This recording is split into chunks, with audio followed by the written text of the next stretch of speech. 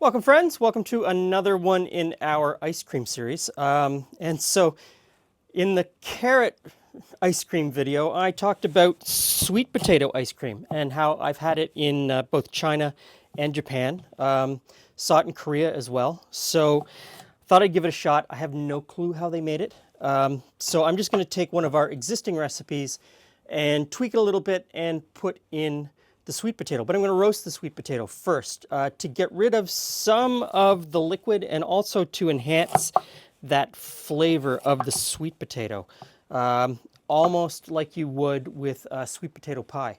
So first things first, I'm just going to chop this up into smaller pieces so that it roasts nicely.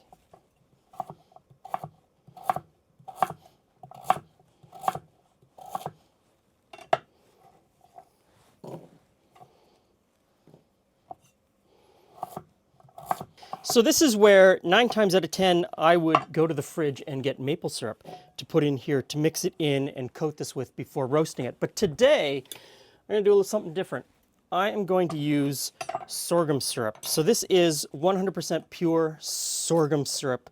There's nothing else in it. It's just pure sorghum. And I think that's going to add a flavor to this that should be absolutely fantastic. So I'm going to drizzle that on top, and then I'm going to toss it around until everything's completely coated. Now I know that sorghum syrup is hard to come by, so if you can't get it, you could use maple syrup, you could use agave syrup, you could use molasses, you could use pomegranate or date syrup, any sort of liquid sugar that has flavor. You could use honey. Honey would be great. So I'm just going to put this onto a baking tray. I've got a little bit of parchment on here, just in case it starts to burn, which it might. You might get a little bit of caramelization. I shouldn't say burn, I should say caramelization. So put this out in an even layer, and I'm going to throw it in a really hot oven, and I'm going to check it often. Okay, everything is just about roasted. So what I need to do now is to curdle the cream. So this is heavy whipping cream, and that's 35% fat, because I know all around the world cream isn't always called the same things. Now, an integral part of this recipe is curdling this cream. When I do this type of recipe in the videos, people are always giving me pointers and tips about how I can add the acid, like in the lemon one, how I can add the acid to the cream without curdling the cream. We want to curdle the cream. That really helps round out the sort of the texture of this ice cream. So because there's no acid in anything that we're using today, I've got some apple cider vinegar. And the acid in the apple cider vinegar will curdle the cream. So I want about 2 tablespoons. And yes, I'm measuring over the cream because you don't have to be exact. Around 2 tablespoons. Put that in and then just give it a whisk to start the curdling action. And then I'll just put this back in the fridge while we do the next step. Okay, we need to scrape the sweet potato off of the paper. It's caramelized really nicely. And now this goes into the blender. Really sticky, so sweet. I'm going to add a little bit of milk, maybe somewhere between 1/4 cup, let's say 1/3 cup. And I'm just going to pour that in. This will just help liquefy the potato. Have you seen our bagged milk t-shirts? Have you bought one yet? I'm still waiting for mine to arrive. I haven't seen one yet, so I hope they're really cool. Now, we're just going to liquefy this.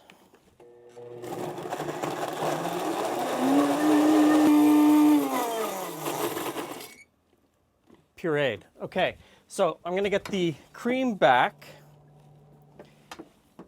and we just want to scrape this into the cream.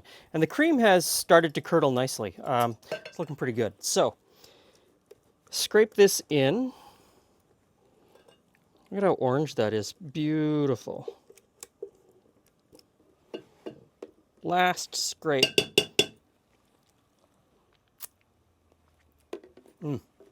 Oh, that's amazing. Absolutely amazing. Okay, next in is condensed milk. Now, if you live in North America, like I do, condensed milk is always sweetened. The sweetened is just kind of a, you don't need to say it. But I realize that in certain parts of the world, condensed milk in different languages isn't something that is always sweetened. It's more akin to our evaporated milk. So you want to make sure that you have sweetened condensed milk. And that is evaporated milk that has sugar in it already. And this is about 45 to 55% sugar. So we're going to put that in. And it'll do a few things. It really brings a nice creaminess to the ice cream. So scrape that in. And then we just give everything a whisk. Okay, ready to go. Now, as I've said in the other videos, we have one of these compressor type ice cream machines, so I'm going to use it. But you don't have to have one of these. You can definitely make this in one of the ones where you just put the bowl in the freezer to freeze it, and then you either hand crank it or put it on a stand mixer. You can also use the bucket in the ice method with some salt, or you could just put this in the freezer as it is, and every 10 or 15 minutes, just give it a whisk, and then put it back in the freezer. And over an hour and a half to 2 hours, you'll get an ice cream. Won't be as creamy as doing it in a machine like this, but it'll be just as good. So, in goes the batter.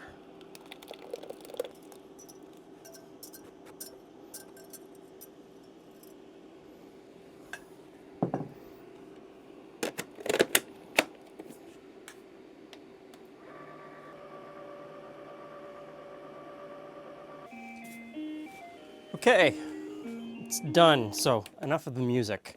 Now, you pull this out, and at this point, you're pretty much looking at soft serve. So you've got to get it in the freezer as quickly as possible to firm it up fully. So we'll just scrape off the dasher, and then we'll scoop in the ice cream.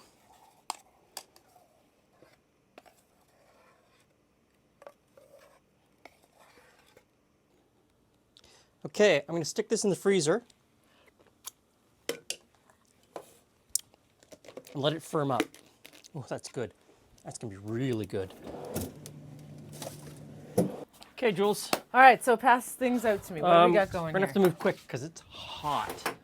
So, 2 spoons. Spoons, scoop. I think we even put the things in the freezer just to make sure they were cold. Holes in the freezer and ice cream. All right, so you've been experimenting with a lot of different flavors. Yes. What on earth have we got going? It's another orangey color. It's not carroty. No. So last time we did roasted carrot. All right. Okay, so I'm going to put this back in the freezer because I know it's not Texas hot, but it's hot here. And it's hot in the studio. And this is just going to melt really quickly. All right, I'm ready. So another orangey ice cream, Jules. But I'm not going to tell you what it is. Oh, it's completely different. Mm-hmm. There's a odd. So it's very sweet. Yep. It's very creamy. Yep. And then you get to this point, and there's this earthy flavor to it. Oh, I should actually show you.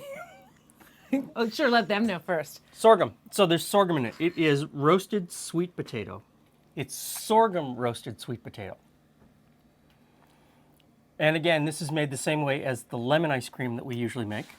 Okay. But because there's no acid in the sweet potato or the sorghum, I put in apple cider vinegar. So it the seems apple to be cider, working. So that yeah. opens up a lot of doors, being able to use the apple cider vinegar. Yeah, because you don't get any of that flavor. So the apple cider vinegar is to curdle the cream. You absolutely want to curdle the cream in order to get this really nice texture.